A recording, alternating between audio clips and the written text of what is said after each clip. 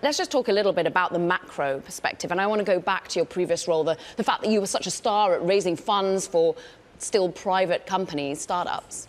Is it a good time? Is it still very difficult to raise funds? So I'd say for private companies, particularly in growth equity space, there's obviously been a huge dislocation. You've seen public market stocks drop by circa 70%. And I think the challenge for these companies is accepting in the private market space that valuations need to move along, be reflective of where public markets are. And many companies don't want to raise in a depressed valuation environment. However, there's a notable exception with Stripe, as has been much talked about. And I think it was very interesting that Stripe was able to raise $6.5 billion of funding, which would say that there's plenty of money still available to growth companies in that asset class for strong, talented management teams who are able to utilize transformative technology to continue to scale as long as they're realistic about the valuation environment we're in. Nishi, it's so interesting because you are stepping into this role. This was a business that had $2.5 billion in revenue last year at Goldman Sachs, a lending business in the private wealth arm where a lot of people are founders like the ones you've worked with when you were the growth equity head. And so I'm really wondering, with Silicon Valley Bank and the struggles that they've faced, what kind of opening does that create for Goldman Sachs? How much will Goldman be taking on a lot of clients that are maybe being turned away in a market like this? Yeah, this is a really exciting time for the private bank in many ways. I mean, we have what I think is an unparalleled origination channel for this business. If we think about, in particular, the founders that you're referring to from the growth equity space, the capital markets are essentially closed to them, as we just talked about.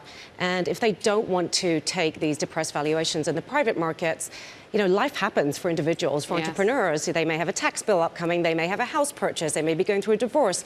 And to create that liquidity then, there's only really one solution, which is to go down the private banking route and try to get leverage against the collateral that they have or the stakes that they have in their own companies. And I think we're very uniquely positioned to be able to provide that sort of one-stop solution for those clients, given we know how to underwrite those companies, we understand those risks, and we have great relationships with these founders, both from our alternatives investing franchise, my old business, but also from our world-class banking franchise. Now, it's interesting. I know this business is much broader than the growth business, but when you think about growth in particular, a lot of these founders, they're already highly levered to the point they're lending against assets that are still fluctuating in price, even in private markets.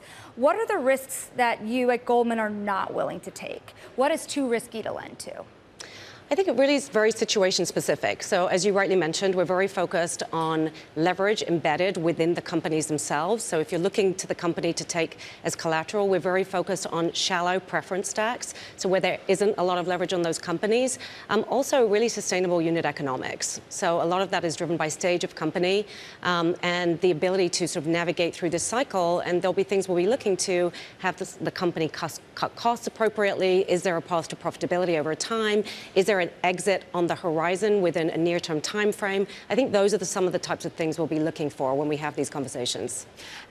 Interesting that you say what you're looking for in terms of strength of business and really strength of founder and ability to navigate these turbulent times. What about strength of sector?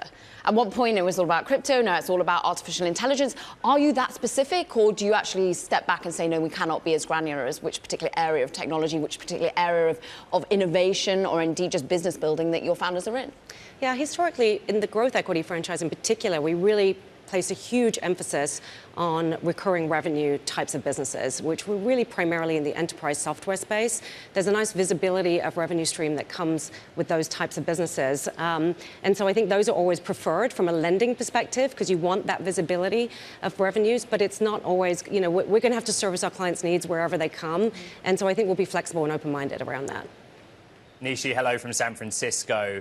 I wonder how you, in your former role and your new role, pass the data and the Fed. If you're underwriting a private market deal right now, how much pressure are you specifically under to seek a lower valuation? I think we saw the headline that Goldman's sticking with that 25 basis points call for the next meeting. But if this inflation and Fed regime stays in place, how do you balance that return against the risk of operating in private markets in that environment? Yeah, I mean, obviously, when we're looking at lending, we have to take our own view on what we think the business is worth on a spot basis. Part of the reason many of these entrepreneurs might be looking for this alternative source of liquidity is because they don't want to take that valuation risk in the private markets. So we will obviously be factoring our own views around what a spot capital markets valuation may look like, maybe even be taking a discount to that. But we only need a certain amount of coverage for our loan to be whole, as it were. So we do sort of overlay our own valuation methodology within the private bank on these companies that we're looking at. I'm really interested in the client base as well, which I'm sure you now have a pretty broad understanding of. Where does the demand come from? You know, I've broken a lot of news over the last few years on Rivian, for example, these kind of late growth stage companies. Rivian did go public, but you see names like T. Rowe Price, Goldman, Fidelity coming in alongside traditional venture capital. You know, where does Goldman sit in that landscape, and where are its clients pushing for more access to those private companies? So from a private company perspective, I mean, our entire growth equity franchise and platform is built around sourcing those companies, investing in them, hopefully scaling them along the way, and creating liquidity events or strategic takeouts, where our banking franchise can be very helpful.